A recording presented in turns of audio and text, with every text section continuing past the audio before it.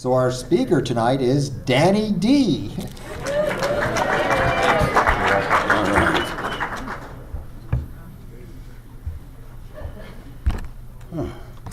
Danny, alcoholic. Hi, everybody. Nice. You don't even look like alcoholics. Sometimes when I dress up, I almost fool myself, but I know the story too well, so I'm like, nah. Happy birthday to the birthday celebrants. It's always a beautiful thing to watch somebody take, oh, thank you. And the newcomers, you know, all the smiling with the chips. Oof. Yikes. I think that 30-day chip ought to be made out of gold. I mean, wow. If you're new, you know, and you feel really crazy and weird, those are feelings. That's what those are, right? And if you're new and you probably owe everybody money, and everybody's mad at you, welcome to AA. So, I'd like to thank Dave for asking me out here tonight and letting me participate, especially on a beautiful night. Congratulations to your daughter, who's going to be a nurse. There you are. So sweet. A little gratitude wouldn't hurt you, you know. So, I'm just saying. I remember being locked down in the psych ward. Isn't it nice to not have a catheter in you right now? You know, I don't forget stuff like that, you know? It's the little things, you know? It's nice to be out of the bathroom. Not in a cell designed for 40 people with 100 people, where the only place to sit is a stainless steel toilet. It's nice I know where my daughter is and she knows where I am tonight. That's a really nice thing. So anyway, enough of that. Something about, we're not drinking tonight, right? That's what we're not doing. How's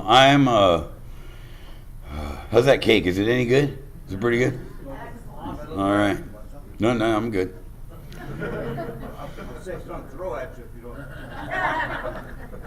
So my father was a colonel in the Air Force. I'm an what do you call it? An Air Force brat. Moved around a lot, and which doesn't make me an alcoholic. I'm a scapegoat, the middle child. Everything was my fault. And I remember, when I think back of trying to remember like my first memories, all I ever wanted was out. I wanted out of the room, out of the window, out of the family, out of the car, out of the relationship, and out of my body, right? I'm wearing the wrong earth suit, and something is wrong. This is, you know, every speaker I've ever heard in Alcoholics Anonymous, at least 9 out of 10, they start off with, I never felt like I fit. I always felt less than. I always felt inadequate. And so did I. And I knew, you know, there was this great movie, right, where Mickey Rourke played Charles Bukowski. It's called Barfly. And in the movie, Faye Dunaway, they're sitting in this little dive bar, and Faye Dunaway says to Mickey Rourke, she says, don't you hate people? And he says, no, but I seem to feel better when they're not around. It encapsulates, yes, I get that. People always seem to be upset whenever I was around. And from early on, everybody was always asking me the same thing. What's wrong with you? What's wrong with you? Why do you do that? And I don't know. I don't know. All the way up into adulthood. Remember sitting across the table from the one person that you had left in your life that you didn't burn down to the ground, sitting across from the table yet again, and them asking you, why did you do that? Why did you choose alcohol over your soulmate or your career or your child? And the answer was, I don't know. I didn't know. And I didn't know until I read the doctor's opinion where it said that I have an allergy of the body and that it explained a lot. Oh, I thought I was a loser. I thought I was a bad person. That's what I thought I was. I didn't know that I was sick. I didn't know that I had a disease. So anyway, don't worry, the story has a happy ending. So out. That's what I wanted, out. And the next thing I wanted, I was an abused child, right? And I learned that if you hit something hard enough and enough times, it would agree with you or leave you alone. So I would, out and violence were my tools for living. And until I was 12 years old, we were stationed at the Pentagon, and I had never had a drink. I hear people that had their first drinks with sips of stuff at the table and, making a cocktail for their parents, and they took a sip. I never had that, But I was 12 years old. I had really long hair, and the only thing I had going for me was I could play the drums, right? God had given me, or whatever it is that gives you stuff, gave me time. I had time. That thing that you can't learn it. It's the thing. You ever kiss a bad kisser? You can't fix that. And you can't give someone time. If they dance like Elaine from Seinfeld, that's what you got. But I had time. I had, and I had really long hair, and I was going to be the next John Bonham, and I'd been smoking Camel cigarettes for like 3 years. I knew how to smoke a cigarette. And these kids asked me, we're going to go drink. Would you like to go drink? And of course I said, of course I would like to do that, right? Because I had never fit in with anything, anywhere, at any time.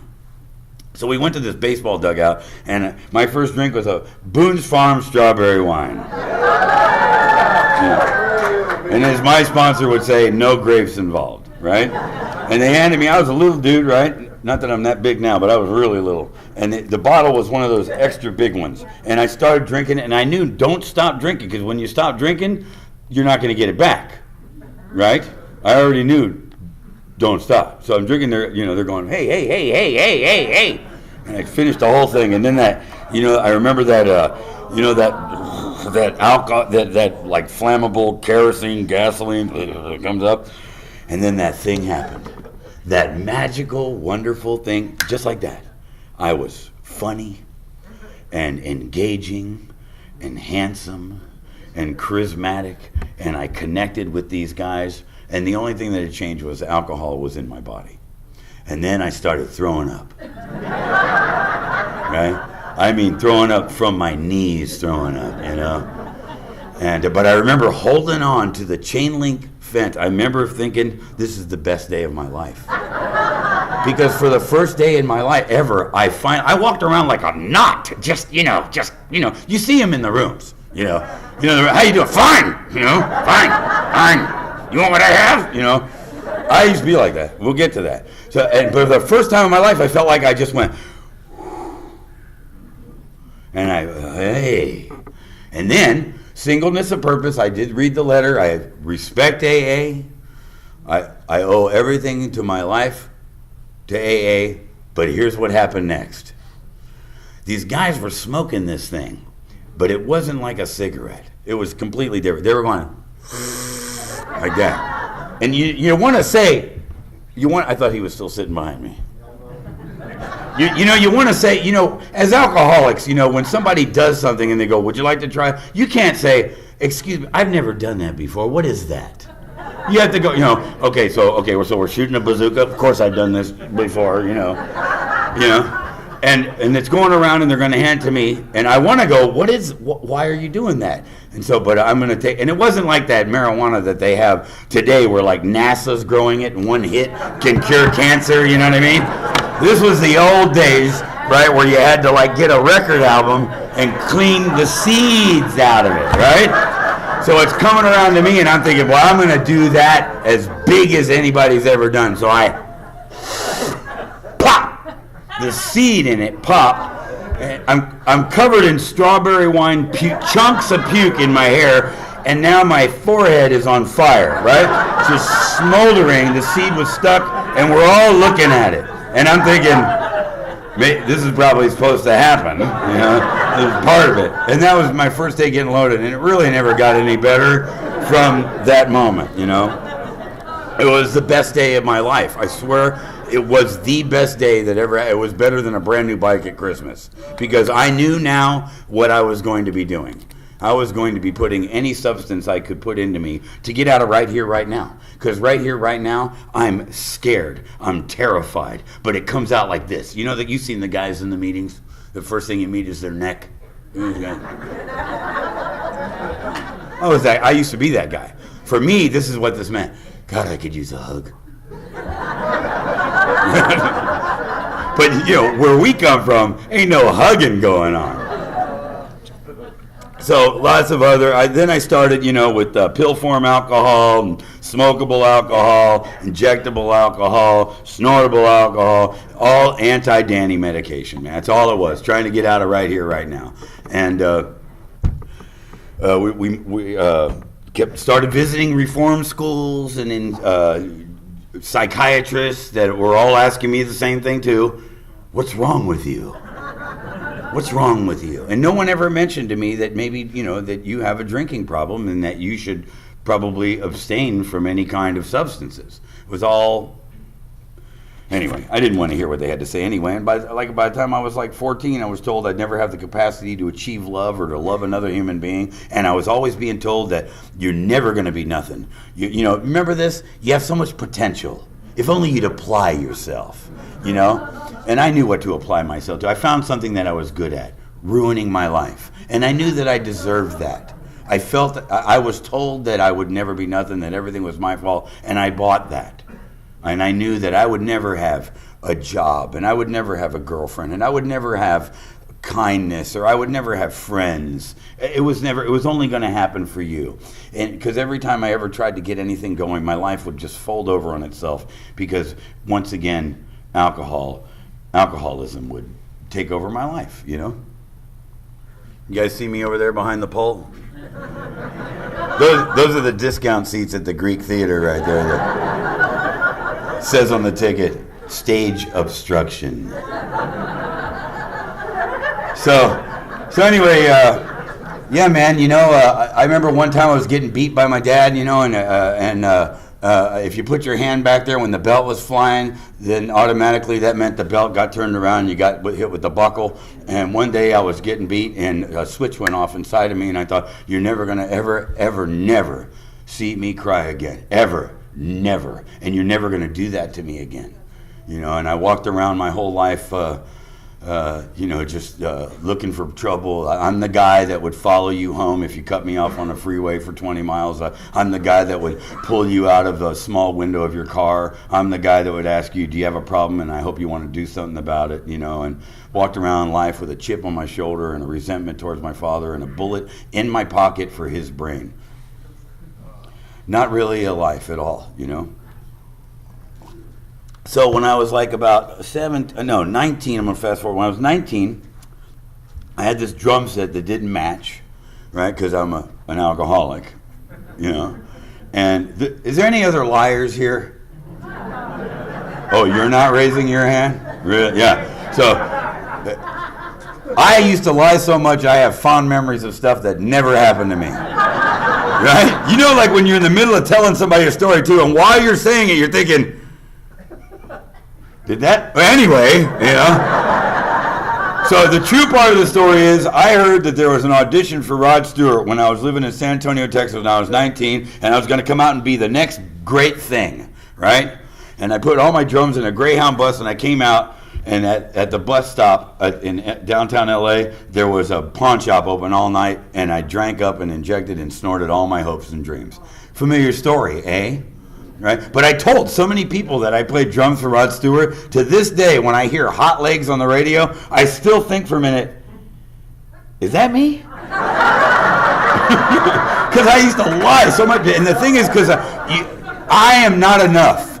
You know what I mean? And that old saying, I can't stand you, but I can't afford for you not to love me. I'm a people pleaser. I need you to love me. I need to be anything other than who I am, And I remember, when I was, I remember when I'd be looking in the mirror when I could finally stand it. I hated the mirror. I don't know if there's any other people that couldn't stand the mirror. I'd take the mirror off the wall, or I'd soap the mirror up, or I'd just leave the medicine cabinet open, or I'd break it. I'd throw an empty bottle. Let's get that straight. I threw an empty bottle. You know that there are people in this room that cannot finish, that don't need to finish a drink? Did you know that? There are people like that. Can you believe that? There's nothing stranger than a normal person. Right? There are some people that think a cigarette in a drink is a non-drinkable drink.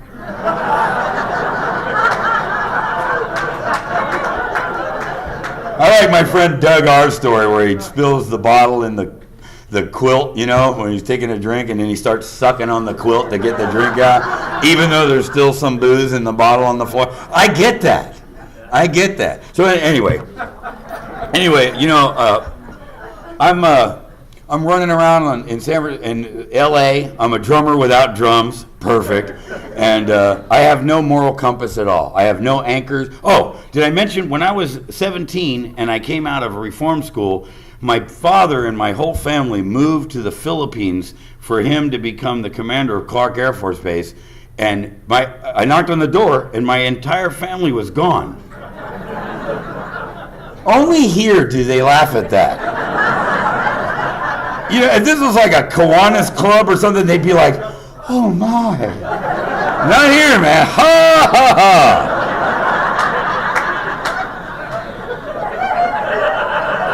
Did you try to kill yourself in the front yard? And the book talks about it. We need it. We think that if the newcomer didn't come in here and see us laughing, why would they want to stay? Right? We are not a glum lot, are we? No. Can I get an amen? Amen. I just do that to scare newcomers. We'll be at the airport tonight with the big book.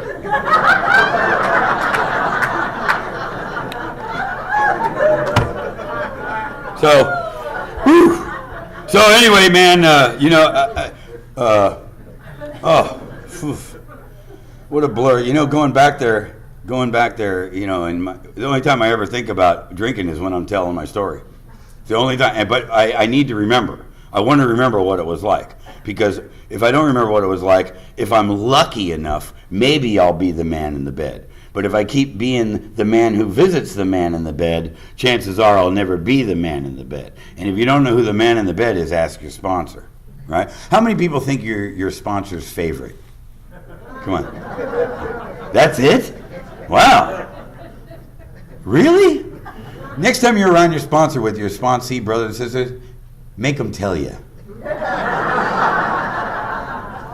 I know I'm his favorite. How could I not be? I'm his best work. So let's see. How did I find Alcoholics Anonymous? Bunch of different stuff is happening. I don't have any moral compass. I have no anchors. I'm not connected to a single soul. It wouldn't matter. The only people that it would affect if I overdosed or died or killed myself or got shot or was run over or any of those terrible things that happened to us, the only person it would affect is the two people that would zip me up, put me in a van, and take me to the morgue. That's it.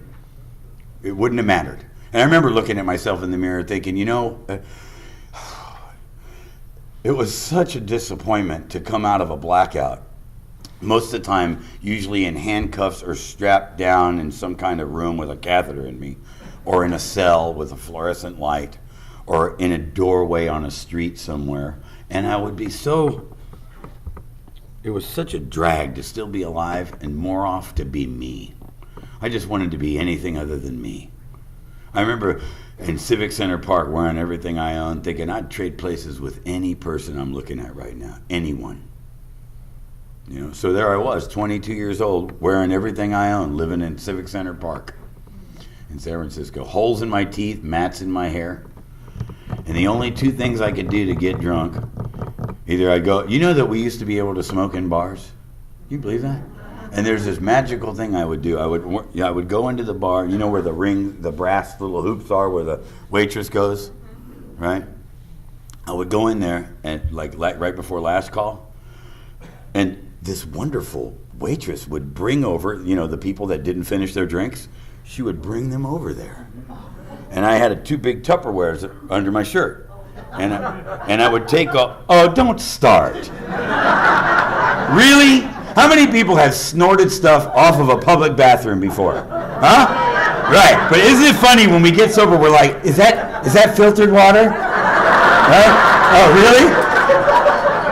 That's gluten-free, right? Really? Oh, we get so sober around here. We dress up good. Trust me, if you're new, we dress up real good. But everybody around you, if you could see all of us 1 week before we got here, you would know you belong in this room. People are not who you think they are, who you're sitting next to. The woman with 43 years, happy birthday. Ask her to tell you a story about when she was, I bet you would have rolled with her. I'm sure she's got some great stories for you. You go, really? Yeah, really. Us. We are one. Find a way in. If you're sitting here, you're thinking, I never did that. I never did that. I never felt like that. I never did that. Oh, yeah, you did. You did, some way or another. Pain is pain. Puke is puke. I don't care if you're dry heaving on a piss in the sink hotel room in Leavenworth and Eddy Street, or if you got a parquet mahogany floor in your beautiful house in Brentwood. Pain is pain, man. You know, and hopelessness is hopelessness. You know what I mean? And I came here to tell you tonight, if you think you can't do it, I'm the guy that's supposed to be dead. I'm the guy that everybody told my sponsor for 15 years, give up on him. He's never going to make it. He can't do it. Don't give up on people. Don't give up on yourself. Find someone that won't give up on you. Find someone who's happy. There's a good definition of a sponsor. Somebody who's happy with what they have. Somebody who's got what they want. Somebody who's standing there being comfortable. Just being themselves, you know? So anyway, back to the story.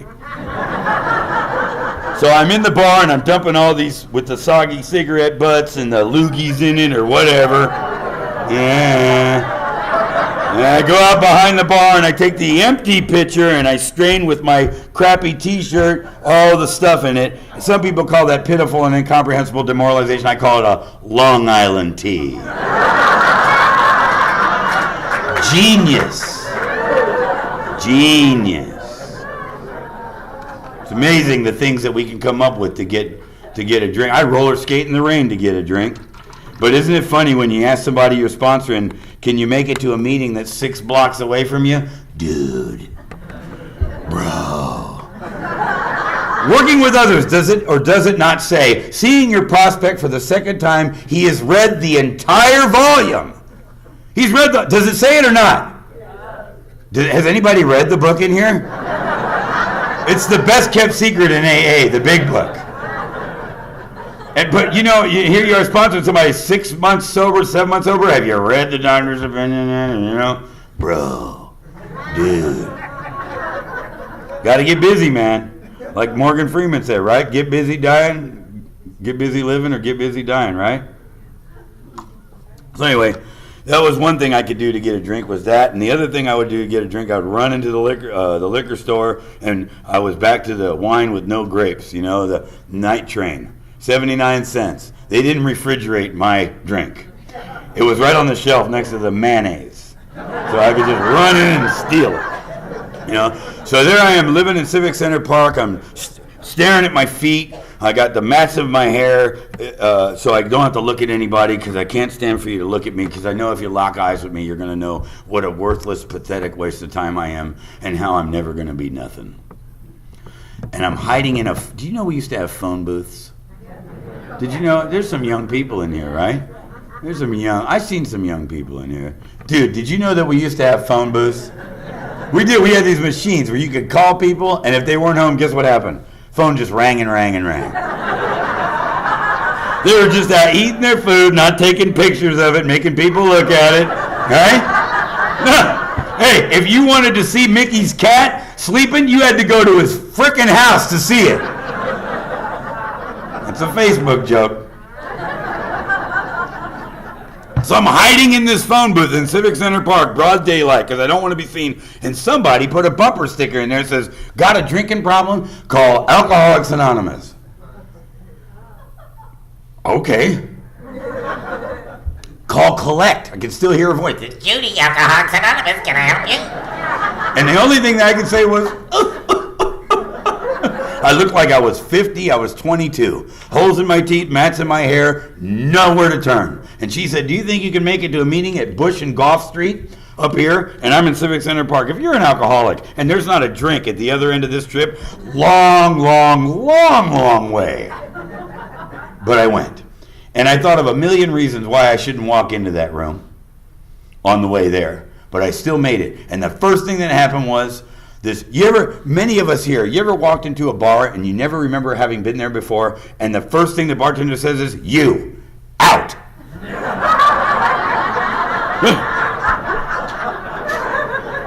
Apparently I've been here before, right? I walked in and I'm just looking at the back of the room, right? And I look like a chick on speed. I'm like a size none. Yeah. And this big dude, I was like an eclipse of a guy, sees me and starts walking fast towards me. And I think, uh-oh, I've been here before, right? And I'm ready. I'm just ready. I'm not going to be able to do much, but I'm ready. And I'm ready for anything except what he did. He said, "I love you." And he picked me up and he gave me a hug. And I said, "Don't ever do that again, dude." And he did it again. "I love you. Put me down." And then this little woman came over like a mom. She was like she had this little Florence Henderson hairdo. Google it, bro. And she all she was missing was like a little plate of cookies. And she came over and she put her arms around me. Now, remember when you got here the last time somebody put their arms around you and told you they loved you? The only contact I'm having with a human being, either they're kicking my feet telling me to get up out of the doorway on Market Street, or you know when the cops got you here and they got to get your hands somehow down here? Lots can happen on the way there, huh? You know what I mean? If you don't concede, lots can happen, right? But the only contact I'm having is this. And then she comes over and she puts her arms around me and she says, "Danny, you never have to do what you're doing anymore if you don't want to."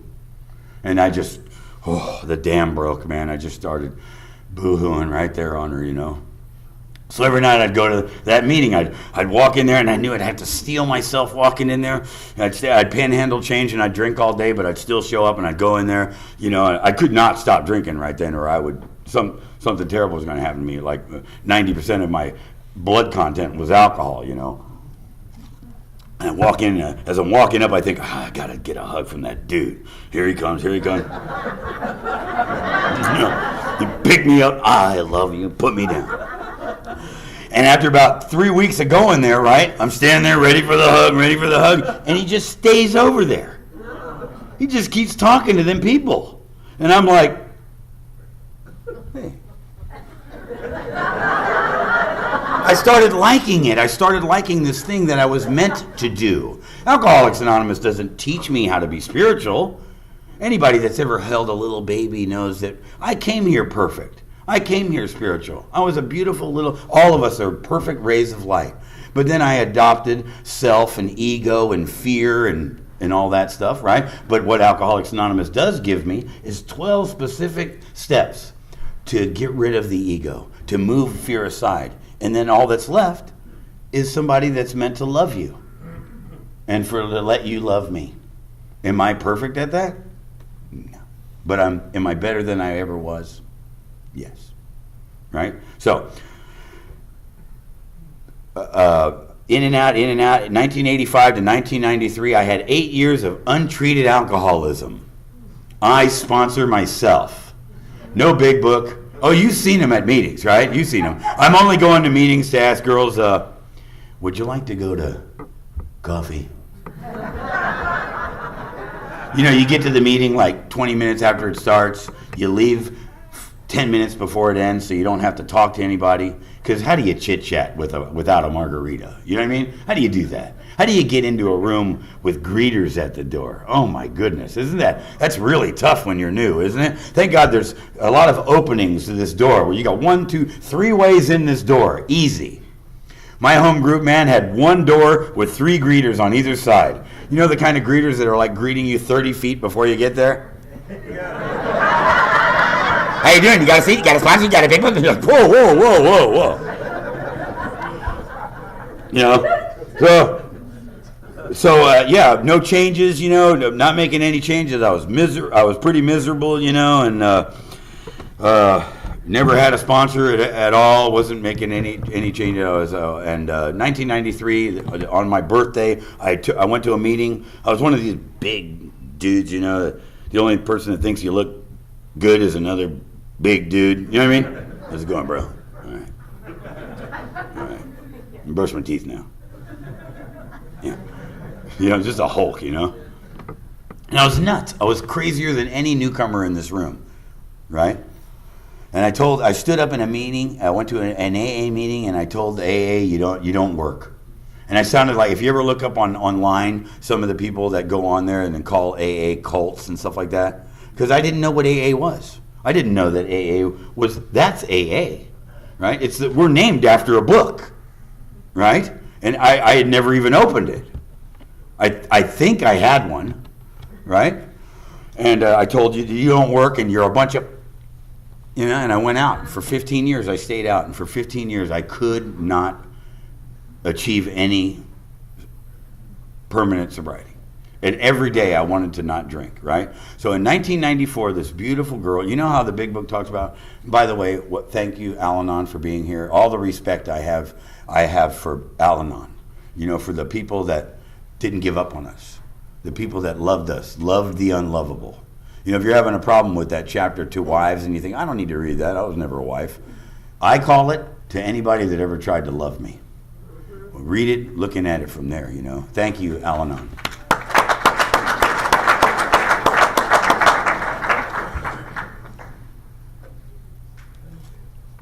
So,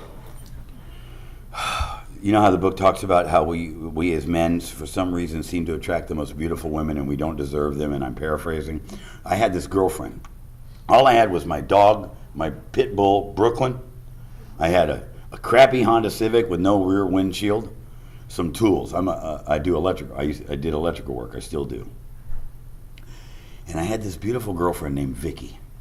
And every night, after I'd get off of work, I'd sit on the back porch and I'd drink 10 king-size Coronas, smoke a 1/4 ounce of Kush, and eat all the Klonopin I could find, just trying to get to zero. The absence of pain. Zero. And every night, Vicky would start her car. I'd hear it start. Remember her? She'd roll her window down. She'd pull around. She'd roll her window down. She goes, "We're going to a meeting tonight, Danny." And I'd say, "Here, give him this. Tell him Danny gives you this. Tell him to," right? But inside, I knew the real reason. If I do the column work, I am resentful at the entire fellowship of Alcoholics Anonymous for these 72,000 reasons. Definitely a 7-bagger. My part is because I feel like I'm never going to be good enough or accepted, and it'll never work for me. Because never is my mantra. I'm walking through life with a loser balloon. You remember the loser balloon, guys?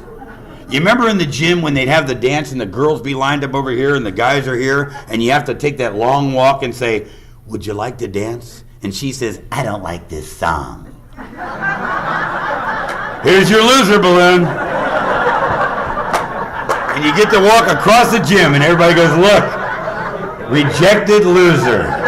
And I knew, I walked around life. I'm in Civic Center Park, hiding under a tree, and I got 20 loser balloons. I know the whole world knows that I'm a gigantic loser. And I know every time I walk in the room, low self-esteem, tremendous ego. The book talks about it. The sense of entitlement. Low self-esteem was a goal for me when I got here.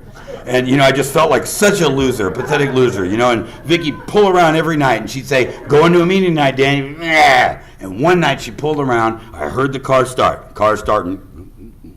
She's going to come around. She came around. Window's going to go down. Window went down. "Danny, you can keep living in my house, sleeping in my bed. I'll keep feeding your dog. I'll keep being your girlfriend. I'll keep washing your clothes. You can live here rent-free. But if you don't get in the car tonight, it all stops." So guess what I did? Got in the car.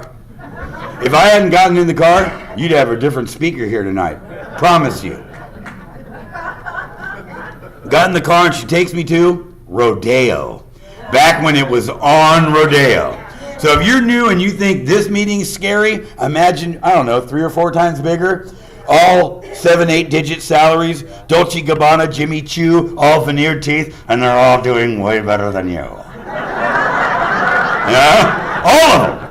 And there I am, loser balloon, right there on I feel like Pigpen in the Peanuts. You know what I mean? No matter how I try to clean up, I just got this cloud around me, and look, there he is.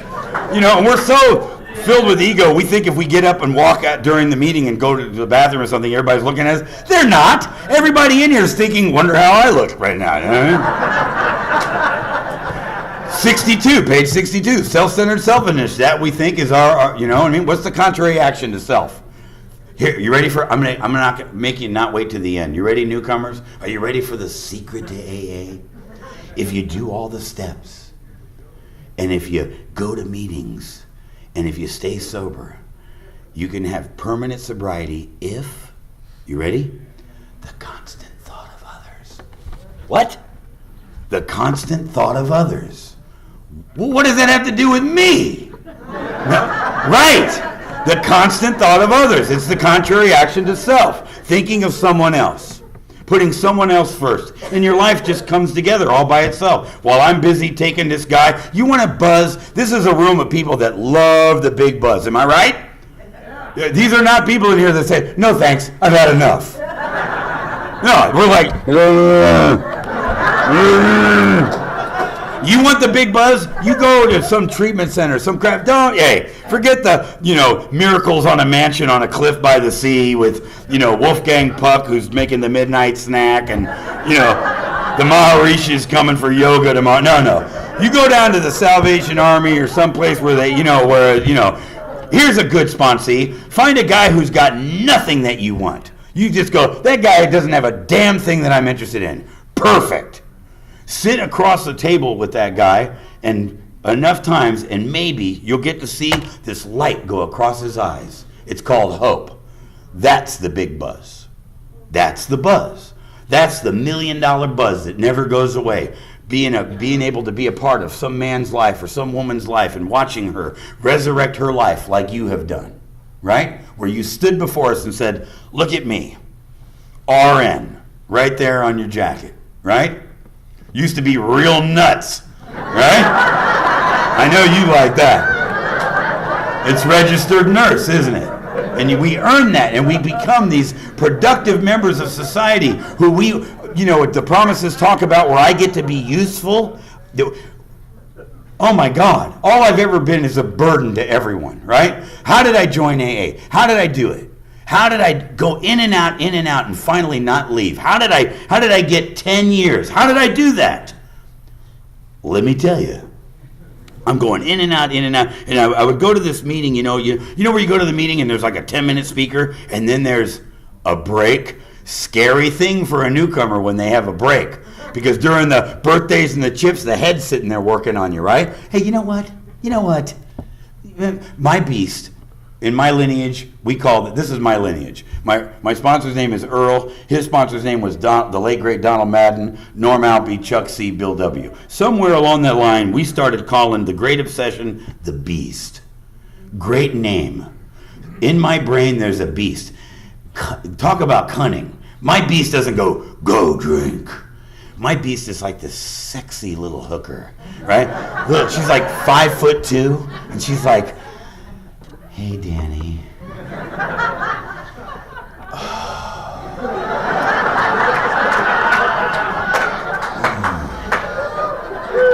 You work so hard today.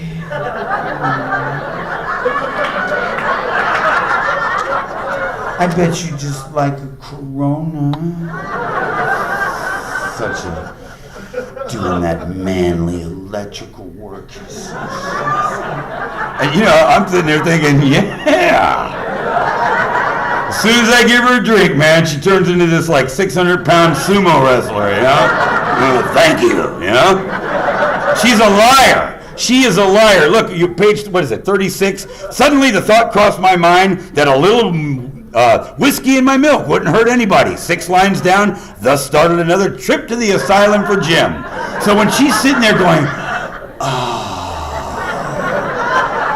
I just go, wouldn't a trip to Thalion's mental center be nice? No, it would not. Thank you very much. Here's the trick. Tell somebody. When that little voice is talking to you, say, hey, you know what? A beast is talking to me. I don't know if you can hear it, but it's so loud, you ought to be able to hear it. Scott Redmond used to say, if you're new and you have a plan, tell someone about the plan.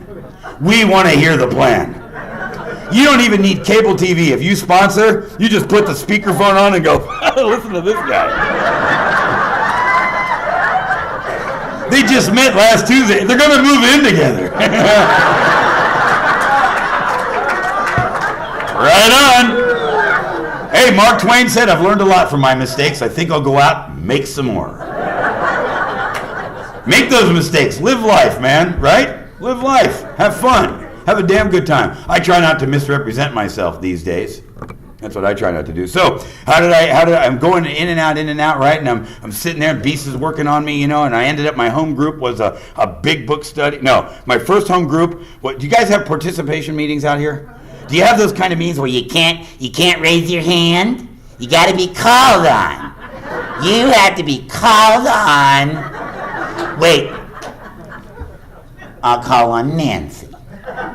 Nancy, who shared every week for the last 6 weeks. Nancy, would you like to share? And you just sit there thinking, you know what? I hate Nancy. I hate Nancy and all the other people here. And my participation meeting, you had to get called on. I hated that meeting, man, because I knew the truth was same fear. I knew I would never be good enough to be called on, but it didn't come out like that, So I'm sitting in my meeting, and all I ever heard, let me tell you what happened.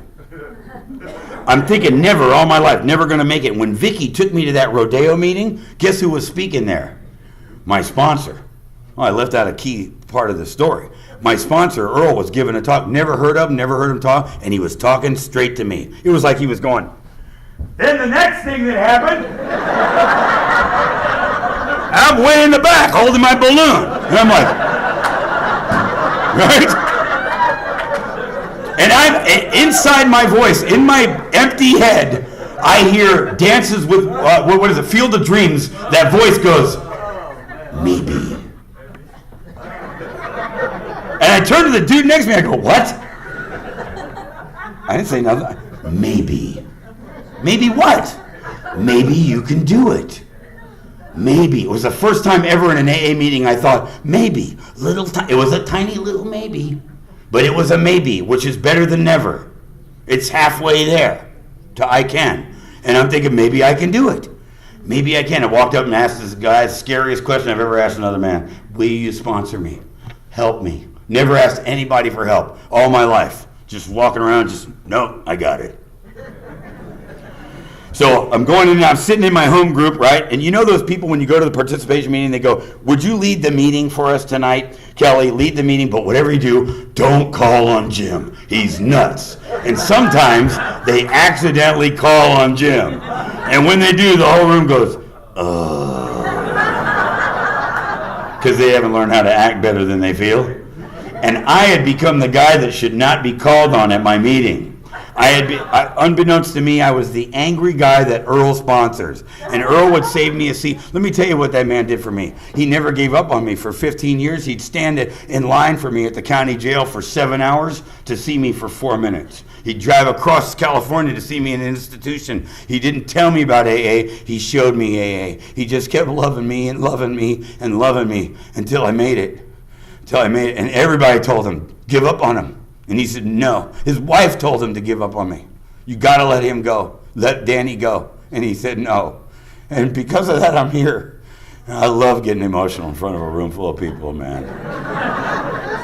So I'm sitting in my home group. This is how I made it to Alcoholics Anonymous. I'm sitting there, and all I got is, I believe that Earl believes. That's all I got. That's all I got. And I'm holding on the side of my chair, man. I'm just holding on. And the woman calls on me. She says, would you like to share? And I said to Earl, I go, can I say whatever I want? He goes, go ahead. And I go, you're all a bunch of... all of you, especially you, Nancy, right? All of you. I can't stand all your bunch of freaking liars. Matter of fact, if I was on fire right now, ain't a one of you here would pee on me. And this woman, Margie, 2 rows behind me, she said, I'd pee on you, Danny. And right then, the whole room's laughing, and I'm seeing, when you have this out-of-body experience, like you're looking down on yourself, I'm watching myself laugh, and I feel my fists uncurl. And for the first time in my life, that maybe turned into, yes! I want to be in AA. It was like the first time somebody turned the lights on. I'm like, oh, I can do it. Yes! I turned into like when you go to somebody's house and they got a dog, and they say, whatever you do, don't throw the tennis ball, right? Or the whole rest of the night is the tennis ball. I turned into that dog. I'm like, You know? I walked up to him for the first time and I asked him a question I never asked anybody. I said, what do you want me to do? And he said, see that guy, the guy with the neck and the tattoos on the, he said, see that guy? Go say hi to that guy. And I thought, in my head, look at him. But somehow I turned into Forrest Gump. I said, okay. That's all I've been doing. My whole sobriety, I'm Forrest Gump. Whatever you got, usually my initial response is, no. Danny, would you like to? No.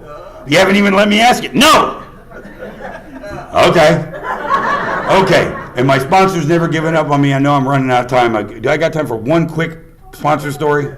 I just want to tell you, I just love my sponsor so much. He's the most important, vital relationship I've ever had in my life. He's my brother, he's my friend, he's my family, and he's introduced me to a whole world of things like sanity and integrity and kindness. He's shown me how to be a loving man and how to be a good employee and a father and a friend, one night I was in my little apartment, the crappy little apartment and over on Victory. It was like 100 million degrees, and I'm just sitting there not feeling the gift, or the miracle, and my sponsor calls me and the phone rings. And when your sponsor calls you, you answer the phone, right? And he says, Danny, meet me at Sears, at Victory and Laurel Canyon. And, okay. I go in there, and Earl takes me to the air conditioning department. And I'm like, I don't even deserve a yo-yo, let alone a gift. And I go, what is this? He goes, I can't have you uncomfortable. I love you. But I'm just like, I take the air conditioner, I put it in my crappy little Ford Ranger with the dents on it, and I drive it home, and not thinking about it, I put it in the window, and I just stick it in there, and all of a sudden it goes on. Sponsor love machine. It starts humming, I love you, Danny. You're gonna make it, Danny.